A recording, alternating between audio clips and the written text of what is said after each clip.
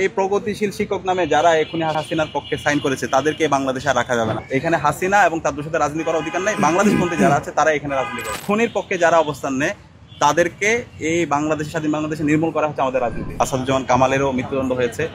তো আমাদের ডাকসুর পক্ষ থেকে অবস্থান পরিষ্কার, খুব দ্রুত সময়ের মধ্যে এই রায় কার্যকর করতে হবে।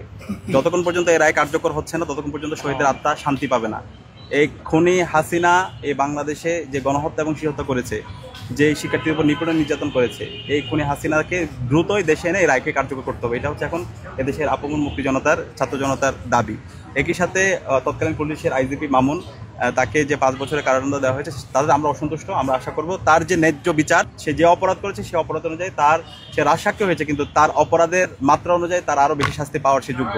তা আমরা আশা করব এখানে আন্তর্জাতিক অপরাধ ট্রাইব্যুনাল এই রায়টা শহীদ পরিবার এবং তাদের সব সাক্ষী সবার মতামতের ভিত্তিতে, ছাত্র জনতার মতামতের ভিত্তিতে এটা আবার নতুনভাবে রিভিউ করবে, সে প্রত্যাশা থাকবে।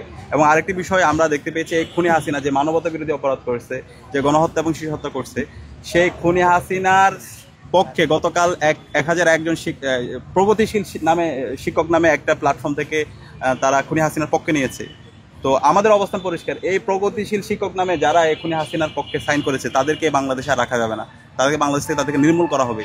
আমরা ইতিমধ্যে বিশ্ববিদ্যালয় প্রশাসনের সাথে কথা বলেছি, আইন শৃঙ্খলা বাহিনীর সাথে কথা বলেছি, যে যারা খুনিদের পক্ষে অবস্থান নেয় এবং যারা বাংলাদেশের সর্বোচ্চ আদালত যার মৃত্যুদণ্ড রায় দিয়েছে এরকম একজন খুনির পক্ষে যারা অবস্থান নেয় তাদেরকে এই বাংলাদেশের স্বাধীন বাংলাদেশে নির্মূল করা হচ্ছে আমাদের রাজনীতি। তাদের কোনো স্পেস দেওয়া হবে না। আমরা শিক্ষার্থীদেরকে আহ্বান জানিয়েছি তারা যেন তাদের এই সমস্ত শিক্ষক যারা আছে তাদের ক্লাস বয়কট করে এবং একই সাথে বিশ্ববিদ্যালয় প্রশাসন তাদেরকে যেন চাকরিচ্যুত করে।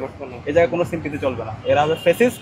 এরা এই খুনি হাসিনা যে গণহত্যা এবং শিশুহত্যা করছে তাকে নর্মালাইজ করতে চায়, তাদের কোনো ছাড় দেওয়া হবে না। বাংলাদেশে হাসিনা এবং হাসিনার দূষণ এবং হাসিনার প্রতি যারা সিম্প্যাথাইজার তাদের কোনো রাজনীতি চলবে না। বাংলাদেশের রাজনীতি হবে বাংলাদেশপন্থী যারা আছে তাদেরই।